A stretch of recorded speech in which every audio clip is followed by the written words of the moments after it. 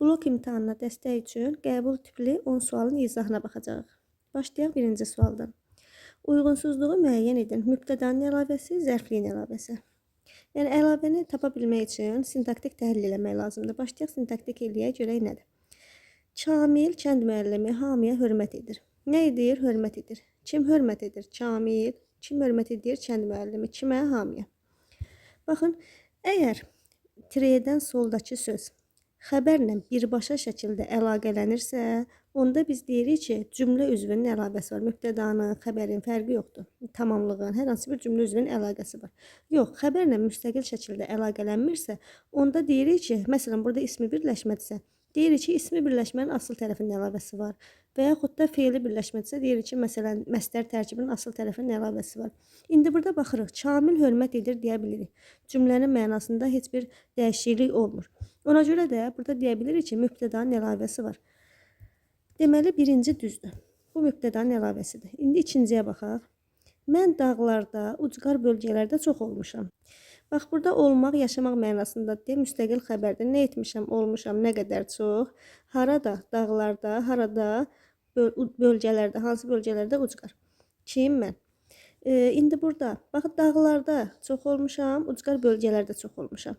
Müstəqil şəkildə xəbərlə əlaqələnir deyə, burada da zərfliyin əlavəsi var deyə bilirik. Deməli, A variantı uyğundur. Bizdən uyğunsuzluğu istəyir axı, A-nı götürmürük. B variantında. Meşələrdə bitən bənövşə ətirli çiçək rayihəsini ətrafa yaymışdı. Nə etmişdi? Yaymışdı. Nə yaymışdı? Çiçək. Necə çiçək? Ətirli. Nə yaymışdı? Bənövşə. Hansı bənövşə? Meşələrdə bitən. Deyə bilirik, bənövşə yaymışdı, çiçək yaymışdı. Müstəqil şəkildə xəbərlə əlaqələnir, deməli mübtədanın əlavəsi var. Bu düzdür. Biz kəndə saat 10-da hava qızanda çatdıq. Nə etdik? Çatdıq. Nə vaxt çatdıq? Hava qızanda. Nə vaxt çatdıq? Saat 10-da. Saat 10-da çatdıq, hava qızanda çatdıq. Yenə də burada zərfliyin əlavəsi var deyə bilirik. Sonra C-də, yəni bu düzgündür, bunu götürmürük C-də. Bu körpələr, balaca sevimlilər çox şirin görünürdülər. Nə edirdilər? Görünürdülər. Necə, nə tərzdə? Şirin, kim? Körpələr. Kim? Sevimlilər. Hansı sevimlilər? Balaca. Balacalar görünürdü, sevimlilər görünürdü. Oldu mübtədanın əlavəsi. Quş kolluqdan cəld qanadlarını çırparaq uçdu. Nə etdi? Uçdu. Necə, nə tərzdə? Qanadlarını çırparaq, necə, nə tərzdə? Cəld. Baxın, cəld uçdu, qanadlarını çırparaq uçdu. Deməli, bu da zərfliyin əlavəsidir. Bu da getdi, bu da getdi. Qab-qacaqlar, yeni aldığım servis dəsti hamını heyran buraxdı. Nə etdi? Heyran buraxdı. Nə? Qab-qacaqlar, nə? Servis dəsti. Servis dəsti heyran buraxdı. Qab-qacaqlar heyran buraxdı. Oldu mübtədanın əlavəsi. Turistlər meşəni, kəndin qurtaracağını gəzib dolaşdılar. Nə etdilər? Gəzib dolaşdılar. Kim? Turistlər. Haranı? Meşəni, haranı? Kəndin qurtaracağını. Bax, haranı deyirik. Haranı deyə zərfliyin sualı yoxdur. Haranı sualı tamamlığın sualıdır. Ona görə ikincidə zərfliyin yox, tamamlığın əlavəsi var. Cavabımız olur D variantı. Ümumiyyətlə, bu haradan biraz danışsaq, hara yazaq bunu? Bax, hara sualları, hara sualının özünü götürək elə. Hara sualı həm zərfliyi də var, həm də mübtəda da var. Bəs nə bilim ki, bunun hansı zərfliyidir, hansı mübtədadır? Hə, qarışmışdı burada. İndi mübtədadırsa, sözə yalnız deyirik ki, hara sualına cavab verir. Aha, hara sualına. Amma zərflidirsə, hara sualına cavab verən söz haraya suallara cavab verir. Yəni nə deməkdir? Məsələn, deyirəm ki, içəri qaranlıqdır. Qaranlıqdır. Bir də deyirəm ki, içəri qorxuludur. Baxın, içəri qaranlıqdır. Hara qaranlıqdır? İçəri. Bax, deyə bilmirəm ki, haraya qaranlıqdır. Haraya sualını verə bilmədiyimə görə içəri sözü oldu mübtəda. Özü zərfdirmi? Bəli, zərfdir. Amma mübtəda vəzifəsində olan zərfdir. Qorxuludur. Bax, içəri qorxuludur. Hara qorxuludur? İçəri. Görürsünüz, yenə də hara deyirəm, haraya deyə bilmirəm. Amma desəm ki, yazıram ki, məsələn, içəri getdi. Bax, deyirəm ki, hara getdi və yaxud da haraya getdi. Haraya deyə bilirəmsə, oldu zərflik. Yəni, burada mübtəda olmayacaq. Bir də ki, haralardan haranı, n şəkilçili olur tamamlıq. Yerdə qalan şəkilçilər harada, haradan, onlar olur zərfli. Bir dənə haranı tamamlıqdır. Hara həm zərfli olur, həm mübtəda olur. Onun dediyi necə olur? Yerdə qalanlar hamısı olur zərfli. Yəni axırcı qısası burada tamamlıq olur. Zərfli yox, tamamlığın əlavəsi var. Deməli cavabımız oldu D variantı. Obrislərə də baxaq hər ehtimala qarşı. Qorxmaz igidlər, xalq qəhrəmanları bu gün görüşə gəldilər. Nə etdilər? Görüşə gəldilər. Kim igidlər, kim xalq qəhrəmanları, xalqın qəhrəmanları. İgidlər gəldilər, xalq qəhrəmanları gəldilər. Oldu mübtədanın əlavəsi. Uşaqlar tənəffüsdə zəng vurulanda görüşdülər. Nə etdilər? Görüşdülər. Nə vaxt görüşdülər? Zəng vurulanda, nə vaxt görüşdülər? Tənəffüsdə. Deməli burada da zərfliyin əlavəsi var imiş. Yəni cavabımız oldu həqiqətən D variantı. Cədvələ əsasən uyğunluğu müəyyən edin. Bu səfər uyğunluq istəyir. Görünmək və gərginlik. Görmək, görünmək. Gərmək, gərginlik. İndi nə istəyir? Şəkilçilərdə iki fərqli tələffüz var. Bax, görünmək belə tələffüz olunur da. Görünmək. X-lə. Deməli orada m-la x tələffüz fərqi yaratdı. Burada n, burada x. Şəkilçidədir, düzdür. İki fərqli tələffüz var. Biri götürə bilirik. Eyni samit qoşalığı var, düzdür. İki dənə m var, eyni samit qoşalığıdır. İkini də götürdük. İndi baxaq gərginlik sözünə. Şəkilçidə bir fərqli tələffüz var. Gərginli. Bax, x-dir. Bir buradan l dəyişdi, bir də buradan ç x-ə keçdi. Deməli, bir fərqli tələffüz səhvdir, iki fərqli tələffüz var. Yazılışı ilə deyilişi arasında 3 fərqli məqam var, 2 fərqli məqam var, 3 yox. Bu da getdi, oldu 1-lə 2 A variantı. Sonra 3-cü suala baxaq. Venn diaqramına əsasən cümlələr haqqında doğru fikirləri müəyyən edin. Xavər çox düşüncəlidir, Mehbarə bu işdən çox qazandı. Düşüncəlidir, kim? Xavər. Çox burada sifətdən qabaq gəlib deyə çoxaltma dərəcəsi yox, daha doğrusu ədatdır. Qüvvətləndirici ədatdır. Mehbarə bu işdən çox qazandı. Nə etdi? Qazandı. Nə qədər qazandı? Çox. Nədən? İşdən. Hansı işdən? Bu kim? Mehbarə. Cümlədə kəmiyyət zərfli işlənmişdir. İndi bunu aid eləyib birə. Bax, birdə dedik ki, çox sözü ədatdır. Yəni birə aiddirsə bu səhvdir. Sonra 2-də xəbər düzəltmə sifətli ifadə olunub. İçinə aid eləyib birə, düşüncəli, düzdür. Düzəltmə sifətli, düşüncəli sifətdir. Deməli, 2 düzdür. 3 özü feildir deyə, yəni 3-ə baxmağa ehtiyac yoxdur. Ortaq fikir kimi yazılma variantını deyirəm də. Deməli, 2-ni götürürük. Cümlənin mübtədası xüsusi isimlə ifadə olunub. 3-ü verib ortağa. Ortaq fikir kimi. Xavər və Mehbarə düzdür. Ortaq fikirdir. İkisi də insan adıdır, xüsusi isimdir. 3-ü də götürdük. 4-də yalnız leksik mənası olan sözlərdən ibarətdir. 4-ü ortaq fikir kimi verib, amma dedik ki, 1-də çox ədatdır. Deməli, 4 səhvdir.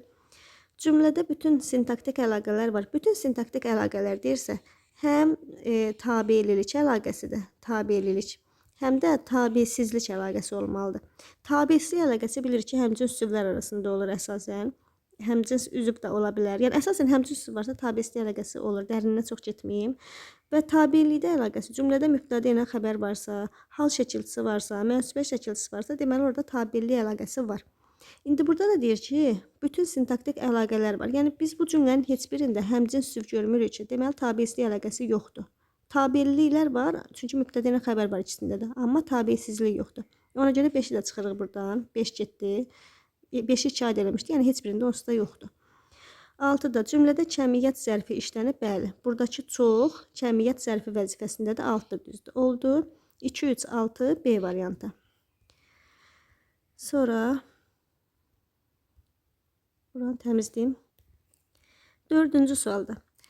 Klasterin şaxələrindəki fikri əsas tutmaqla onu tamamlaya bilən fikirləri müəyyən edin. Quruluşuna görə sadədir. Bax, quruluşuna görə sadədirsə, qorx sözün kökü ya arzu şəklidir, ya da şəxs olmalıdır. Yəni, qorxaq bu formaya girməyəcək. Və cümlənin feili xəbər kimi çıxış edir. Feili xəbər kimi çıxış edirsə, deməli, yenə də onsuz da quruluşuna görə sadə olacaq. Ya arzu şəklində, ya şəxs olmağında olacaq. Əmr şəklində. İndi deyir ki, olmaq sözünü artırdıqda mürəkkəb feil olur. Bura yazaq bir dənə. Qorxaq olmaq. Əgər buna olmaq feili artırırıqsa, onda bu leksikə girəcək. Necə olmaq, qorxaq olmaq. Bu ya arzu şəkli, ya da şəxs olmağı kimi düşünülə bilməyəcək. Yəni, bütün hallarda düşünəndə leksik olduğuna görə, ona görə A-nı götürə bilmərik.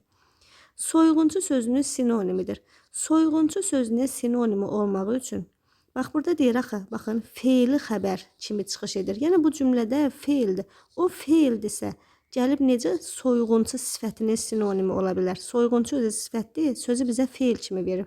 Ona görə B-ni də götürə bilmərik. Çünki bilirik ki, sözün sinonim olmağı üçün mütləq eyni nitq hissəsinə aid olmağı lazımdır. Ona görə B də səhvdir. Kim sualına cavab verir? Əgər feili xəbərdirsə, necə kim sualına cavab versin? Deməli, bu da getdi. Tərkibi kök 2 qrammatik şəkilsindən ibarətdir. Bəli. O halda düşünə bilirik. D-ni götürürük. D düz variantdır.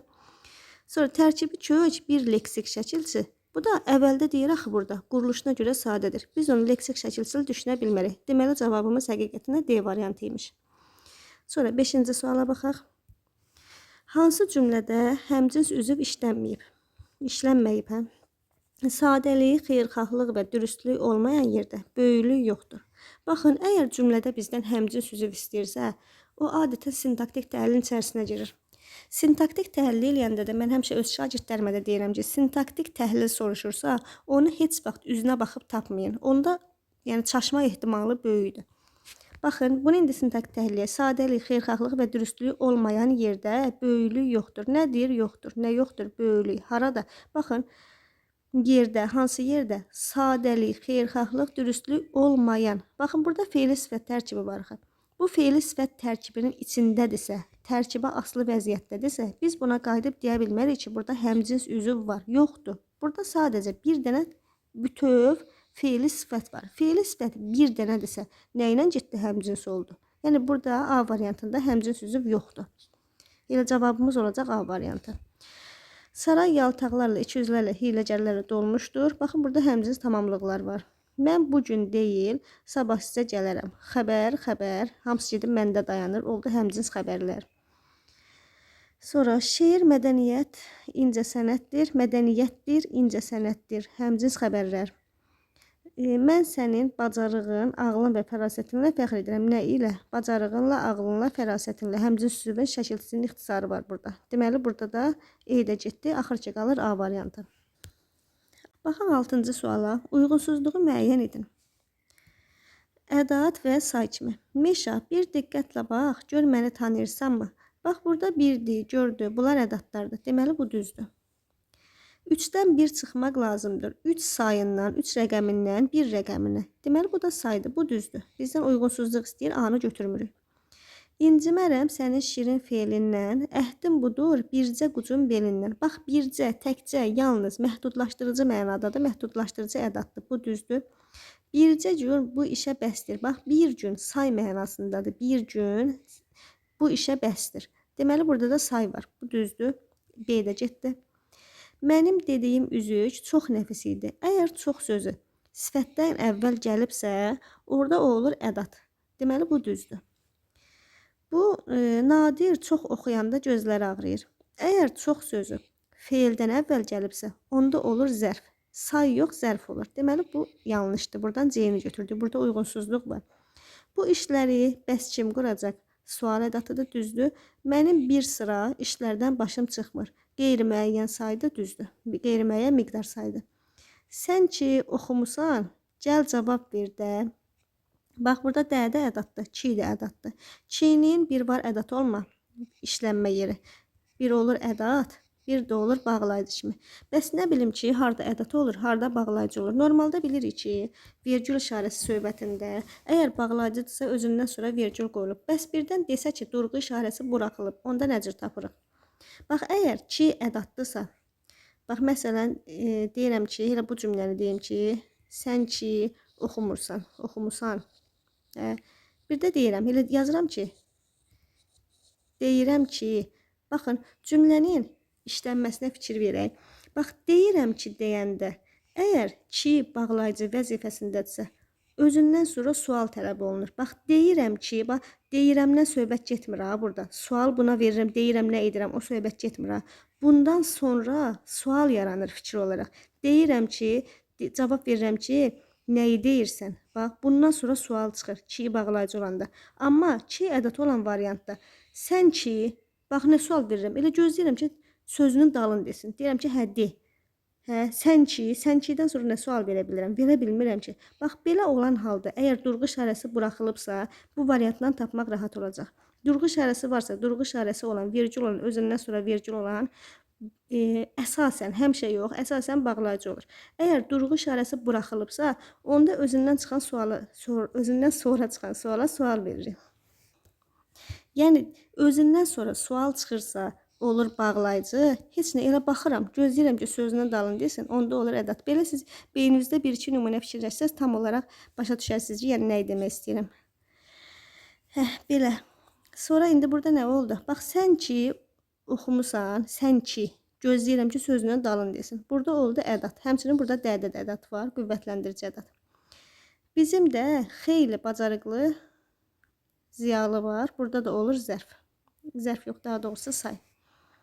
Heç nə, belə. Oldu burada C variantı. Sonra 7-ci sual. Hansı bənddəki homonimlərin hər birini termin kimi də işlədə bilirik? Hər birini deyir də. Baxın, bənd sözü ədəbiyyatda var, şeir bəndi.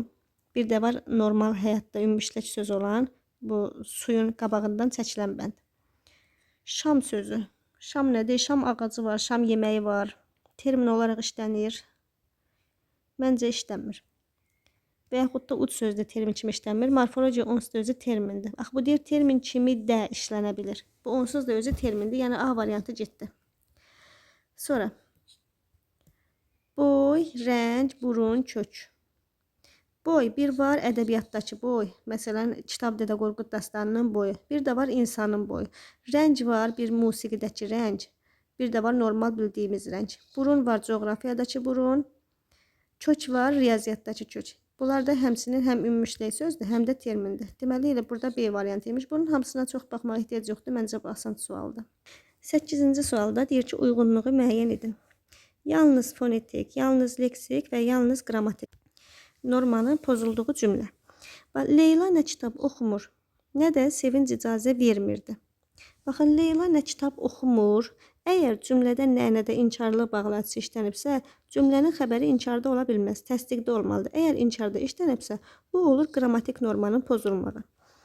Şuşa uğrunda B-ni deyirəm. Şuşa uğrunda gedən döyüşlərdə xalqımızın bir çox igid oğlu vəfat etdi. Burada hər hansı bir norma pozuntusu görə bilmirəm. Həkimin yanlışlarını nə qədər düzəltmək olar? Burada n-nalığının yeri səhvdir. Yanlış yox, yanlışdır, yanlış. Bu nədir? C-dir də, bu elədir. Bu nəyin pozuntusu? Fonetik norma. Əgər hərf səhv yazılıbsa, söz səhv yazılıbsa, deməli fonetik norma pozulub. Həqiqətən də müasir maşınların quruluşu çox mürəkkəbdir. Baxın, burada U-nu atıblar. Deməli, burada da fonetik normanın pozuntusu var. Söz səhv yazılıb. Paltarlar səliqə ilə şkafdakı rəflərə düzülmüşdü. Düzülmüşdü, yox, qoyulmuşdu, yığılmışdı. Burada da buna da aid eləyək leksik normaya. Söz düzgün yerində işlənməyib. Ona görə oldu 1C-D, 2E, 3A, B variantı.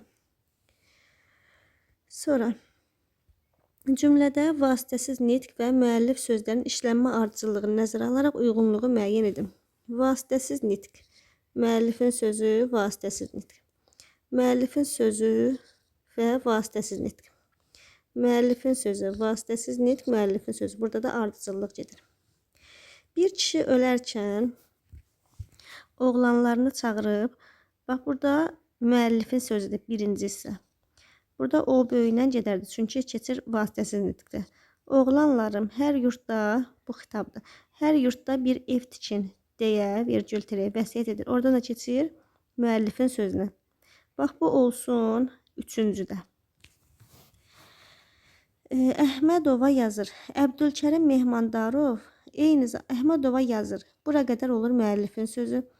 Bunun yazdığı başlayır, dırnaq açılır, yazdığı başlayır. Keçir vasitəsiz nitqə. Mehmandarov eyni zamanda Şuşa şəhər və qəza hakimi vəzifəsində fəaliyyət göstərmişdir. Vasitəsiz nitq bitdi. Müəllif, vasitəsiz nitq. Bura yazaq B-ni. İngilis şairi John Milton demişdir. Bu oldu müəllifin sözü. Bura qədər. Müəllifin sözü ilə başladıq. Qoşa nöqtə, dırnaq. Uğur qazanıb sevinmək üçün bir çox məhrumiyyətlərə dözmək lazımdır. Bu da vasitəsiz nitq. Müəllif vasitəsiz harda idi? 2-də. C-ni yazaq bura. Təşəkkürə ehtiyac yoxdur, dedi. Dırnağı buradan başlayırıq. Virgül tire. Təşəkkürə ehtiyac yoxdur, deyir vasitəsiz nitq. Dedi. Borcumu yerinə yetirmişəm. Ortada müəllif, burada da vasitəsiz. Dırnağı da sonda bağladıq. Vasitəsiz, müəllif, vasitəsiz deyə bir şey var. Hə. Bunu yazaq bura. D variantı. Ağıllı ancaq nail ola biləcəyi məqsədə can atan adama deyirəm deyə, bax burada bitdi.